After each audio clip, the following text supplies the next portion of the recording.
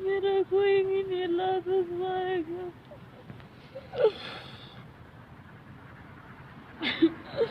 पता मैं फिर और आप जरा नगो नाका है पे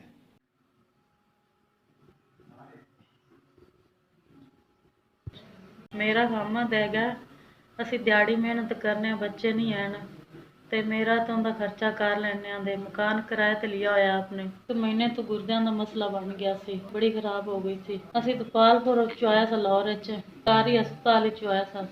ਅਸੀਂ ਨਾ ਦਪਾਲਪੁਰ ਵਿੱਚ ਆਇਆ ਸਾਂ ਤੇ 1 ਮਹੀਨਾ ਪਹਿਲੇ ਬਿਮਾਰ ਹੋ ਗਿਆ ਸੀ, ਗੁਰਦੇ ਖਰਾਬ ਹੋ ਗਏ ਸਨ। ਉੱਥੇ ਇਲਾਜ ਨਹੀਂ ਹੋਇਆ, ਮੈਂ ਉਹਨੂੰ ਲੈ ਤੇ ਇੱਥੇ ਆ ਗਈ ਹਾਂ। ਕਹਿੰਦਾ ਇੱਥੇ ਸਰਕਾਰੀ ਹਸਪਤਾਲ ਦਾਖਲਾ ਕਰਾਇਆ ਸੀ। ਕਹਿੰਦੇ ਨਾ ਇੱਕ ਵਾਰੀ ਛੋਟੀ ਜਿਹੀ ਲੈਣ ਪਾ ਤੇ ਉਹਨਾਂ ਨੇ 1-2 ਵਾਰੀ ਗੁਰਦੇ ਵਾਸ਼ ਕਰ ਦਿੱਤੇ ਸਨ।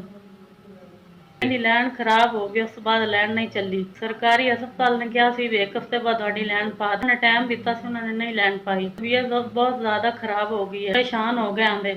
ਸਾਨੂੰ ਕਿਸੇ ਨੇ ਕਿਹਾ ਸੀ ਅਸੀਂ ਇਸ ਹਸਪਤਾਲ ਲੈ ਤੇ ਆ ਗਏ ਆਂਦੇ। ਉਹਨਾਂ ਨੇ ਕਿਹਾ ਲੈਣ ਖਰਾਬ ਹੋ ਗਈ ਹੈ। ਇੱਥੇ ਲੈ ਕੇ ਆਏ, ਉਹਨਾਂ ਨੇ 40,000 ਰੁਪਇਆ ਖਰਚਾ ਕੀਤਾ ਇਹਦਾ। ਅਸੀਂ ਬੜੇ ਮਾੜੇ ਹਾਂ, ਅਸੀਂ ਕਿੱਥੋਂ ਦੇਣਾ ਇਹਦਾ। ਮੰਗ ਪੈਂਦੇ 10,000 ਰੁਪਇਆ ਅਸੀਂ ਇਕੱਠਾ ਕਰ ਲਵਾਂਗੇ। ਹੈਗੀਆਂ ਆਂਦੇ ਕਿੱਥੋਂ ਦੇਵਾਂਗੇ, ਬੱਚੇ ਵੀ ਨਹੀਂ ਹਨ, ਗਰੀਬ ਬਹੁਤ ਹੈਗੇ ਆਂਦੇ। ਮੇਰਾ ਇਸ ਤੋਂ ਬਗੈਰ ਕੋਈ ਆਸਰਾ ਨਹੀਂ ਹੈਗਾ। ਇਹਨੂੰ ਕੁਛ ਹੋ ਗਿਆ ਤੇ ਮੈਂ ਕੀ ਕਰੂੰਗੀ।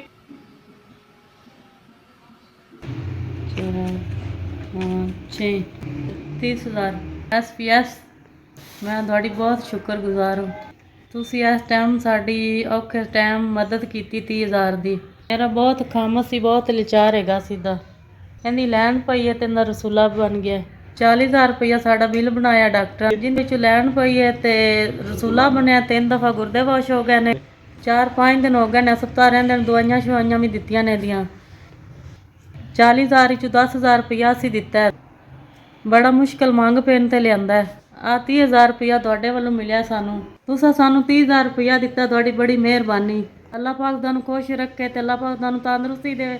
ਅੱਲਾਹ ਪਾਕ ਤੁਹਾਨੂੰ ਇੰਨਾ ਦੇਵੇ, ਤੁਸੀਂ ਸਾਡੇ ਗਰੀਬਾਂ ਨੂੰ ਦਿੱਤਾ। ਅੱਲਾਹ ਤੁਸੀਂ ਦੂਏ ਦੀ ਵੀ ਮਦਦ ਕਰੋ, ਗਰੀਬਾਂ ਦੀ ਵੀ। ਦੁਨੀਆ ਤੇ ਅੱਛੇ ਅੱਛੇ ਏਡੇ ਲੋਕ ਹਨ, ਸਾਨੂੰ ਤਾਂ ਪਤਾ ਹੀ ਨਹੀਂ ਸੀਦਾ। ਆਸਾਨ ਹੈ ਸਾਡੇ ਤੇ। ਮੇਰਾ ਕੰਮ ਠੀਕ ਹੋ ਜਾ ਤਾਂ ਅਸੀਂ ਘਰ ਲੈ ਕੇ ਚਲੇ ਜਾਂ, ਅਸੀਂ ਹੱਸਦੇ ਖੇਡਦੇ ਜਾਈਏ। ਤੇ ਅੱਲਾਹ ਪਾਕ ਇਹਨਾਂ ਨੂੰ ਤੰਦਰੁਸਤੀ ਦੇਵੇ ਜਿਨ੍ਹਾਂ ਨੇ ਸਾਡੀ ਮਦਦ ਕੀਤੀ। ਮੇਰੇ ਕੰਮ ਦੀ ਨਾ ਲੈਣ ਵੀ ਪੈ ਗਈ, ਰਸੂਲਾ ਵੀ ਬਣ ਗਿਆ ਤੇ ਗੁਰਦੇ ਵੀ 3 ਦਫਾ ਵਾਸ਼ ਹੋ ਗਏ ਨੇ। ਅੱਗੇ ਸਾ ਦਵਾਈਆਂ ਦਾ ਵੀ ਖਰਚਾ ਹੋ ਰਿਹਾ ਸੀਦਾ। 30,000 ਰੁਪਇਆ ਤੁਸੀਂ ਸਾਨੂੰ ਭੇਜਿਆ ਹੈ। ਅੱਲਾਹ ਪਾਕ ਸਾਡੇ ਗਰੀਬਾਂ ਦੀ ਮਦਦ ਕੀਤੀ ਨੇ। ਅੱਲਾਹ ਪਾਕ ਤੁਹਾਨੂੰ ਹੋਰ ਦੇਵੇ। SPS ਬੜੀ ਮਿਹਰਬਾਨੀ।